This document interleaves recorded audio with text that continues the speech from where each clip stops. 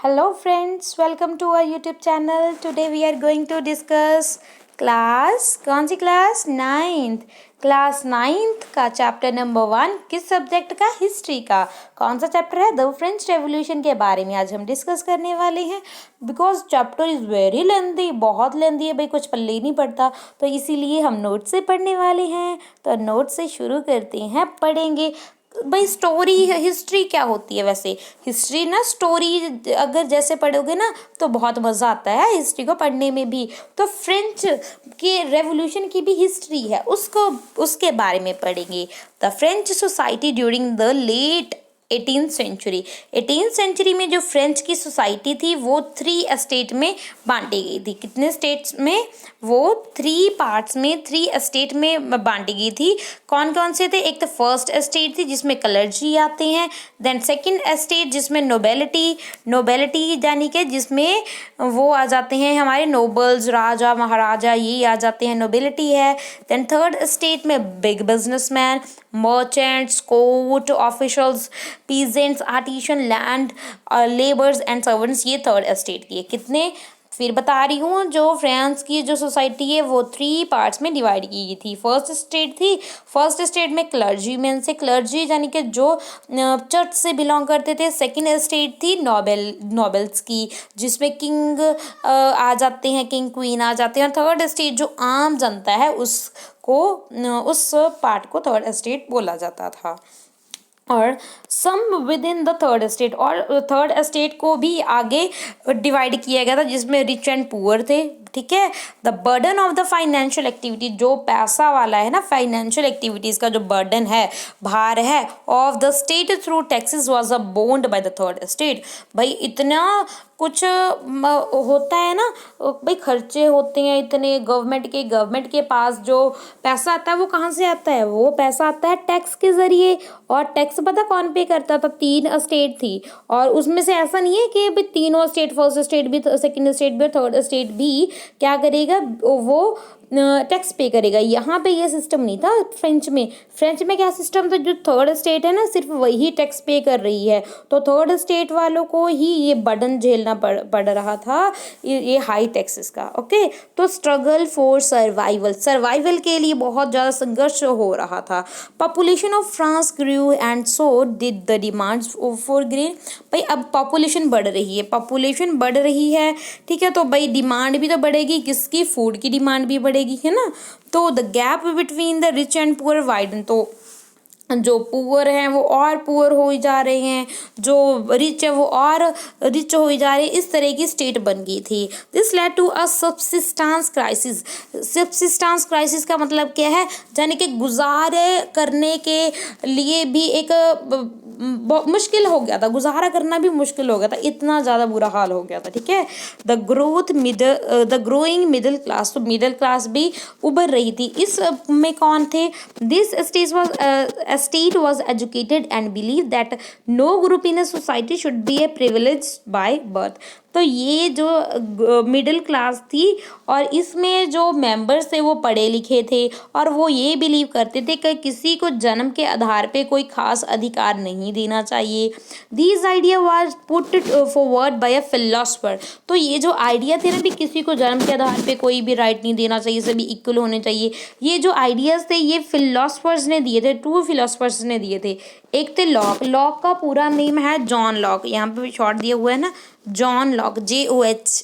And John Locke LOCKE lock John Locke थे ये कहाँ के थे ये इंग्लिश फिलोसफर हैं एक है रूसो का पूरा नेम भी क्या है Jean JEAN Jean JACQUES Jacques Rousseau की स्पेलिंग आप देख सकते हो ROUSSEAU रूसो ये कौन थे ये फ्रेंच फिलोसफर थे जॉन लॉक थे इंग्लिश फिलोसफर और जो रूसो थे ये फ्रेंच फिलोसफर थे इन्होंने ही आइडिया दिया था कि बर्थ के बेस्ड किसी को कोई खास अधिकार नहीं देना चाहिए द अमेरिकन कॉन्स्टिट्यूशन जो अमेरिका का जो कॉन्स्टिट्यूशन है संविधान है and it's a guarantee of individual right और जो वो गारंटी देते हैं कि सभी को इंडिविजुअल को राइट मिलेगा ये भी इम्पॉर्टेंट एग्जाम्पल है, यानी कि वो भी इन्हीं से ही इन्फ्लुएंस हुए थे। Okay, example of the political theory of the France, तो ये पॉलिटिकल थियोरी फ्रांस की से ही उन्होंने ली थी अमेरिका वालों ने। दिस आइडिया वाज डिस्कस, ये जो आइडियाज थे, इन दोनों के जो आइडियाज थे, तो ये इनको बहुत ज़्यादा डिस्कस किया जाने लगा सैलून्स में, कॉफ़ी हाउसेस में, और लोगों के बीच में पता फैल जाती है, बात फैल जाती है, बुक्स और न्यूज़पेपर में छपना शुरू हो जाता है, और लोग तो लाउड उसको रीड करते हैं। लाउड क्यों रीड करते हैं भाई? इसके पीछे भी कारण है। लाउड इसलिए रीड करती हैं कि ताजो जो पढ़ लिख नहीं ना सकते, जिनको पढ़ना लिखना नहीं आता, वो भी इन आइडिया को समझ सके, इसीलिए लाउड रीडिंग भी की जाती थी। तो यहाँ तक समझ में आ गया? यस। ओके, आगे शुरू करते हैं। The outbreak of the revolution, तो रेवोल्यूशन भाई कैसे हुई? The revolution went through a various stage, ऐसा नहीं है कि भाई एक दिन में ही वो आ गई, रेवोल्यूशन आ गई, तो बहुत से स्टेजेस से गुजर कर आती है ये रेवोल्यूशन। व्हेन लुइस 18, कौन थे? लुइस 16, जो लुइस 16 थे वो फ्रांस के राजा थे। कब बने थे वो? 1774 में बने थे। जब वो राजा बने थे तो जो खजाना था ना वो बिल्कुल ही खाली था। There was a growing discontent with the society of the old regime, तो वो भी बिल्कुल असंतुष्ट था, जो ओल्ड रिजाइम सोसाइटी थी उससे वो बिल्कुल असंतुष्ट था। ठीक है, 17, ये इंपॉर्टेंट डेट्स है जो आपने याद रखनी है। 1789 में क्या हुआ? तो 1789 में क्या हुआ? जो कॉन्वोकेशन हुई, यानी कि एक समारोह आयोजित किया गया।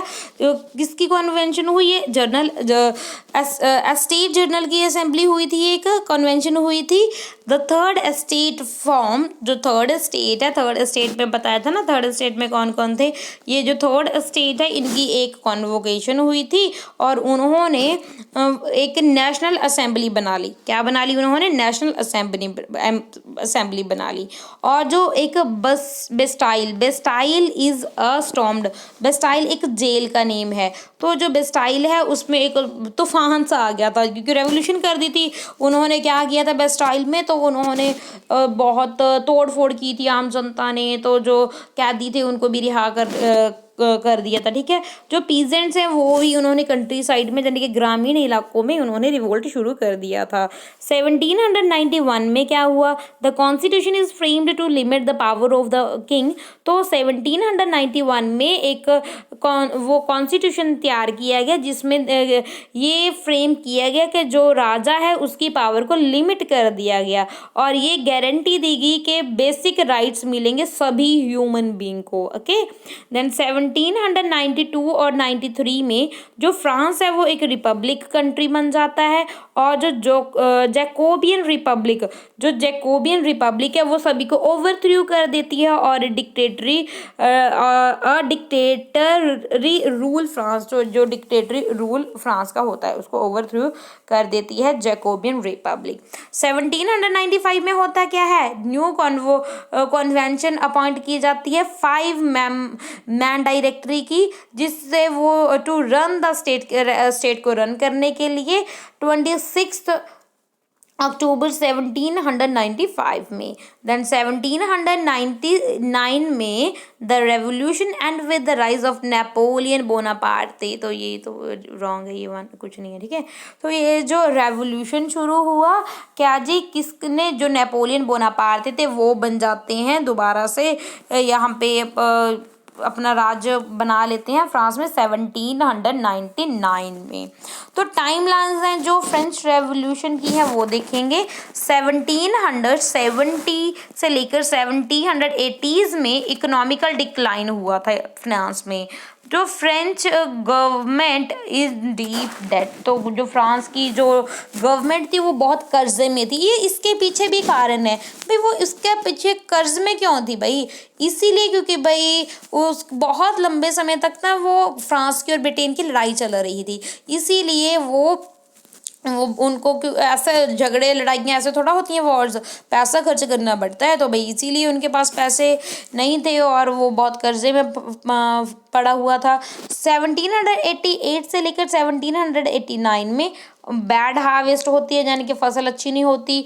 प्राइस हाई हो जाते हैं और फूड के लिए भी दंगे होने शुरू हो जाते हैं। 1789 में मे 5 के को क्या होता है, मे 5 को स्टेट जर्नल कन्वेंटेड डिमांड रिफॉर्म्स, तो डिमांड उनकी रिफॉर्म्स की जाती हैं और एक जर्नल स्टेट बनती है। देन 14 जुलाई 1789 को क्या होता है, नेशनल असेंबली है वो बेस्टाइल में स्टॉर्म कर देती है ऑन जुलाई 14। और क्या होता है, फ्रेंच रेवोल्यूशन यहीं से स्टार्ट होती है। ये डेट आपने बहुत ही ज़रूरी याद करनी है। अगर आपको पूछा जाए ना तो फ्रेंच रेवोल्यूशन कौन सी डेट को स्टार्ट हुई, तो ये डेट बताएंगे हम कौन सी, 1789 जुलाई 14 जुलाई 1789 को हुई थी। देन 1789 अगस्त 4 को क्या हुआ, नाइट ऑफ अगस्त 4 एंड, जो नाइट ऑफ द अगस्त 4 है उसको एंड कर दिया गया और राइट्स ऑफ द अरिस्टोक्रेसी, तो अरिस्टोक्रेसी के जो राइट्स हैं वो उनको एंड कर दिया गया।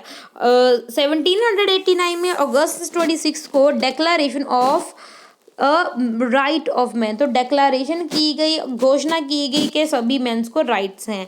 देन 1790 में क्या हुआ, civil constitution of the clergy nationalist church ये पास किया गया, जिसमें ये जो चर्च है उसको नेशनलाइज किया गया, राष्ट्रीयकरण किया गया चर्च का।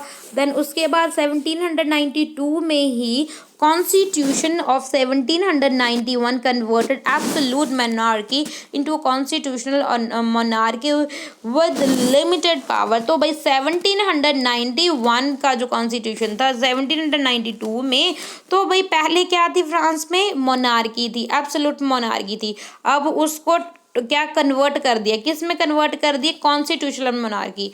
मोनार्की तो होगी मगर उनके पास राजा तो होगा, मगर उनके पास जो पावर्स हैं वो बहुत लिमिटेड कर दी गई थी, किसके अकॉर्डिंग, किसके थ्रू, ये कॉन्स्टिट्यूशन के थ्रू।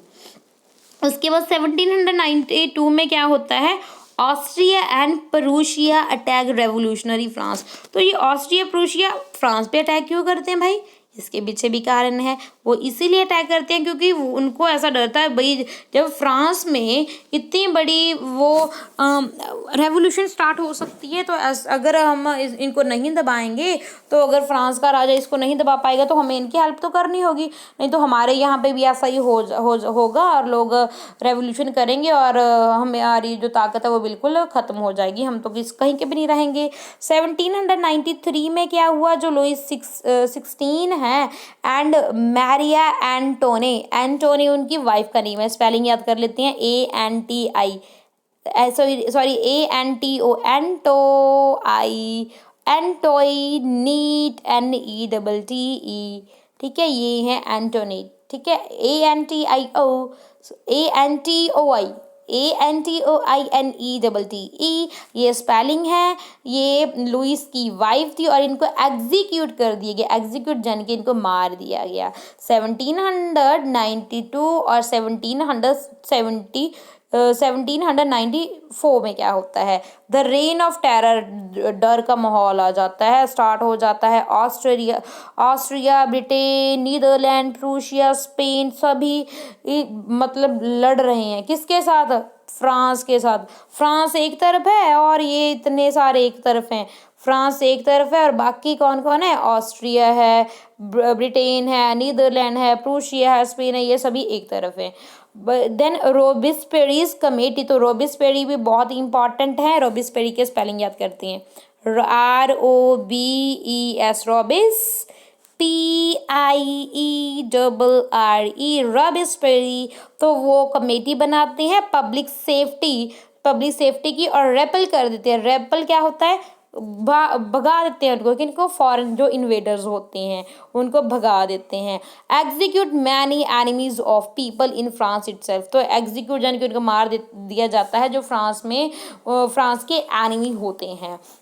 1794 में रॉबिस्पेरी इज एग्जीक्यूटेड, तो इनको ही मार दिया जाता है भाई।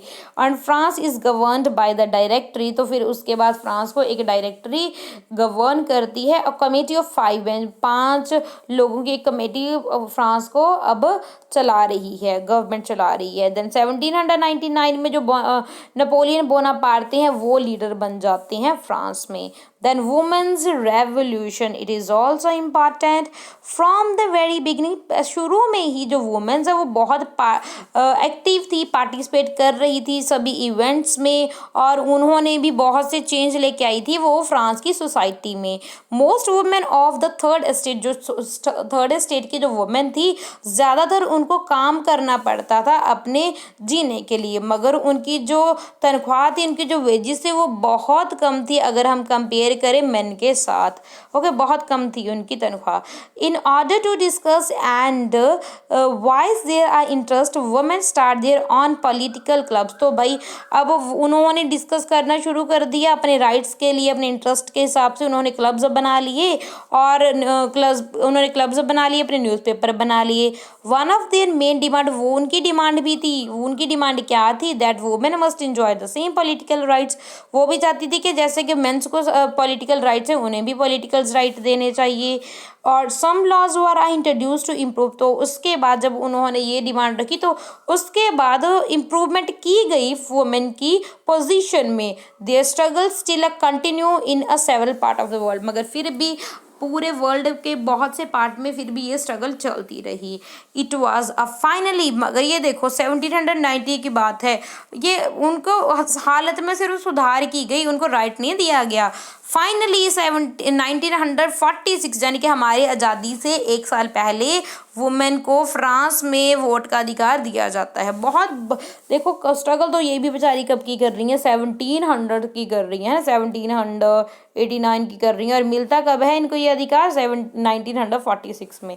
कितने साल तक उनको वेट करना पड़ता है। मगर ये भी हमें ये समझ आ गया भाई, अगर हम करेंगे ना किसी चीज़ की शुरुआत, देर आए दुरुस्त टाइप, मगर आ तो गया ना, तो आने वाली जो अब जैसे हम हैं, तो हम भी उनकी बदौलत ही हैं, है ना, तो वी शुड फील प्राउड, है ना।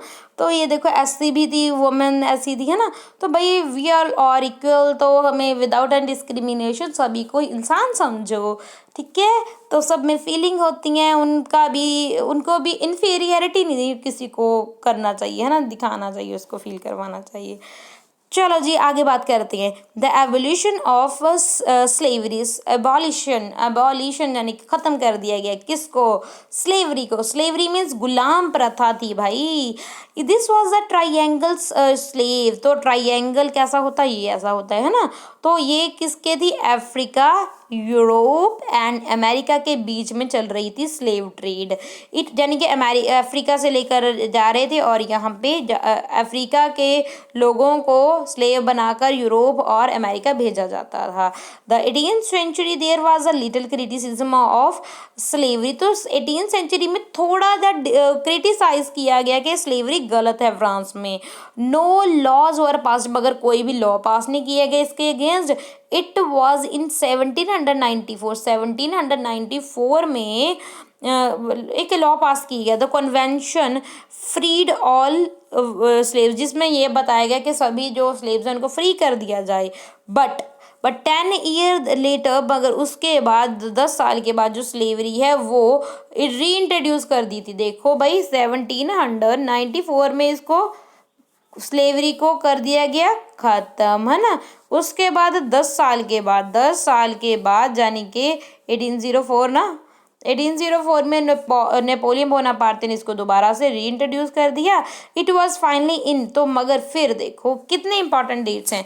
पहले देखो 1794 में, ठीक है, ये इससे क्रिटिसाइज हो रहा था, ठीक है, किसका, स्लेवरी की बात कर रहे हैं हम, है ना। फिर उसके बाद 10 साल के बाद यानी कि 1804 में इसको दोबारा री इंट्रोड्यूस किया गया, और फाइनली 1848 में इसको बिल्कुल ही ख़त्म कर दिया गया स्लेवरी को। ओके, अबॉलिश कर दी गई, ठीक है, फ्रांस में। The revolution and everyday life, तो एवरीडे लाइफ और रेवोल्यूशन का देखते हैं क्या है यहाँ पे।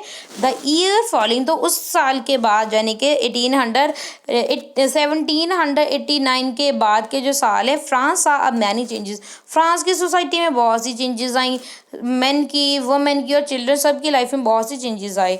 The revolutionary government took it upon themselves to pass pass law that would transfer the ideal of the liberty and equality in everyday practice। तो क्या जी इस तरीके से जो गवर्नमेंट है, रेवोल्यूशनरी गवर्नमेंट ने ऐसे डिसीजन लिए, ऐसे लॉ पास किए जिससे वो क्या होगा, आइडल लिबर्टी होगी, इक्वलिटी होगी सबको एवरीडे प्रैक्टिस के लिए। वर इम्पॉर्टेंट लॉ, जो उनका इम्पॉर्टेंट लॉ था that come into effect was abolition और सेंसरशिप। तो सेंसरशिप को अबॉलिश कर दिए गए। सेंसरशिप क्या होती है, पहले क्या थी, सेंसरशिप थी, यानी कि सेंसरशिप यानी कि अगर आपने कोई बुक भी पब्लिश करनी है, कुछ भी अपने पब्लिश करना है तो आपको गवर्नमेंट की परमिशन लेनी होगी, मगर ये क्या, इन्होंने इसको अबॉलिश कर दिया था। The idea of the liberty and democratic rights, तो जो लिबर्टी और डेमोक्रेटिक के जो आइडियाज़ थे वो बहुत इंपॉर्टेंट लेगेसी है किसकी, फ्रेंच रेवोल्यूशन की, बहुत बड़ी देन है इनकी, ठीक है। इन्हीं से ही सीकर और जो देश है उन्होंने किया ना, ये सिस्टम अपनाया। The spread from the France to the rest of the Europe and during the 19th century. 19th century में ये जो आइडिया था फ्रांस से और देशों में भी, पूरे वर्ल्ड में पहुंच गया। तो नेपोलियन के बारे में भी देखते हैं थोड़ा सी इंफॉर्मेशन। 1804 में जो नेपोलियन क्राउंड हिमसेल्फ, वो अपने आप को राजा घोषित कर देती हैं। किसके एम्परर घोषित करती हैं, वो फ्रांस के घोषित कर देते हैं। He set out to conquer neighbouring Europe, तो वो प्लान बनाता है कि जो जितने भी उसके पड़ोसी यूरोपियन कंट्रीज हैं उनको सभी को वो हथिया लेगा। And disposing dynasties and creating a kingdom where he placed member of his family. तो क्या जी, उसने ना बिल्कुल ही जो मोनार्की वगैरह थी और डायनेस्टीज थी, जो वंशज थे, है ना, जो उनको ख़त्म ही कर दिया, और इन्होंने उस जगह पे अपने फैमिली मेंबर को तैनात कर दिया। He saw his role as a moderniser Europe, तो वो अपने आप को एक मॉडर्नाइजर यूरोप चाहता था, देख रहा था।